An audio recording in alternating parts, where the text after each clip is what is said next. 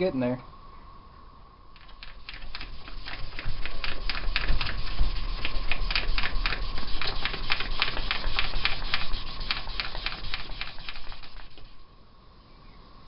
Alright guys, that's what I got. If I take it down any further than that, it'll be too hard to hang on to. So, I'm going to leave it just like that, and get it cleaned up, and put some stain on there.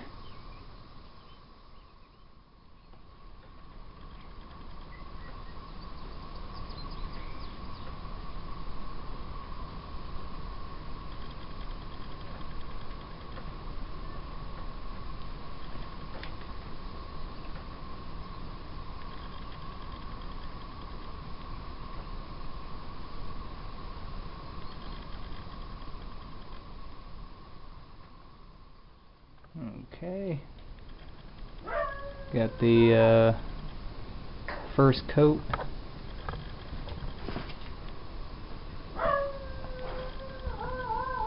That Minwax on there. Still waiting on that to dry. Now, it seems like I've been working pretty fast on this, and really I have. But I just looked at my watch. I've been working on this for 9 hours. So, we'll give it some more time to dry, and if we keep going at this pace, it'll be done by the end of the day tomorrow. Okay guys, we got a little bit of a head start here, but I let that stain sit overnight, and I came back this morning and wiped off the excess, and I added on a coat of True Oil. Again, this is stuff that's normally used on gun stocks. So I'm just adding that now. I also tried to sharpen it a little bit. It's starting to get there in spots, but it's gonna take a couple hours to sharpen that up the first time. So the way that the True Oil works is after you apply a coat on here, you take some real fine steel wool and just go over it once it's completely dry. This gets all the imperfections out of it. All the little air bubbles that might have gotten trapped. Any dust or anything that got on there.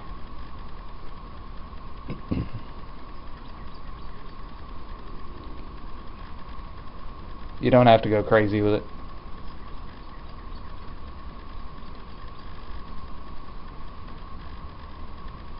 Just keep going until it feels smooth.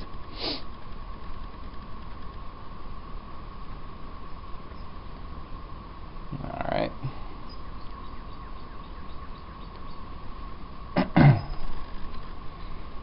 Next, we wipe off that the dust created from the steel wool.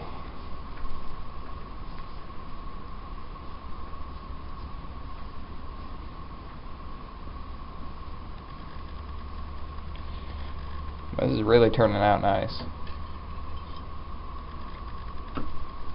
Stick that in there. Then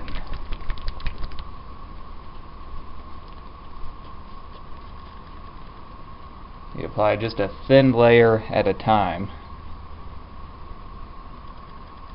of this True Oil. Find a clean spot on my rag here.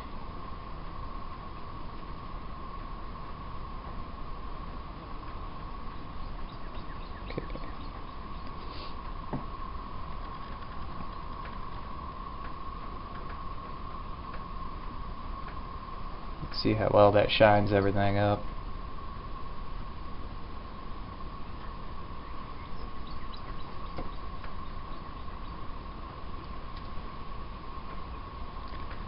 Now, the reason you want to do a real thin layer every time is because unlike epoxy that doesn't require oxygen to dry, True oil does.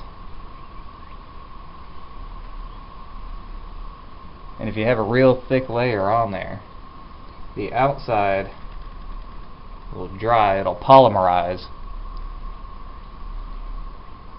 and the inside may not, because it's not getting any oxygen. And if that happens, then that inner layer there may never dry, and you'll have a weak finish.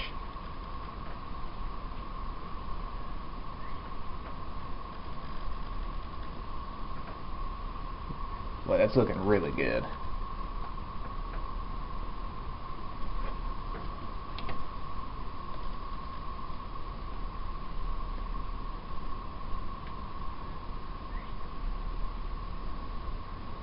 Alright. That's all there is to it. Because this is going to be a fillet knife, hopefully, I'm going to put probably 5 or 6 layers of true oil on here, and that should give the wood a lot of protection. A little bit of a close-up.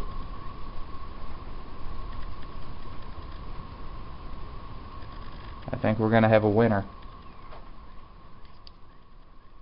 Just to show you guys that the original saw blade that I've been using for steel, this is how this knife started out. Originally that saw blade was about 5 feet long. It was dented up in the middle.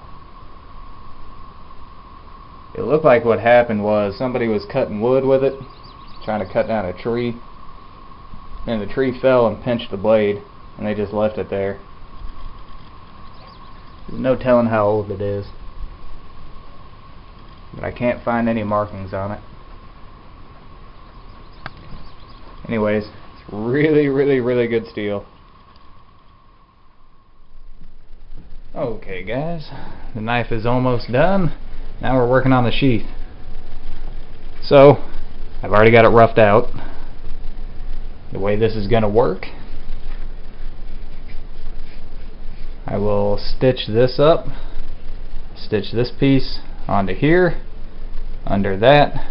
I'll take this piece of parachute cord and stitch it under here, like so.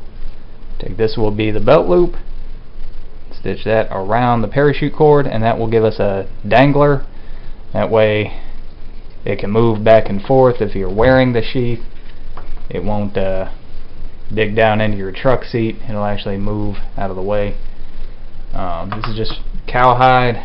I'm going to be doing the stitching, this stuff here, which is Dacron B50. That's what they use that to make bowstrings.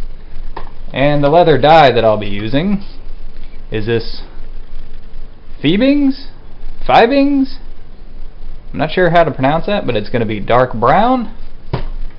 After it's all stitched up, I'll take it outside, I'll wet it down, stick the knife in there, and wet form that leather to the knife, and let that dry out. Come back in, dye the leather, and then put a top coat on here to preserve it. Alright, let's do it.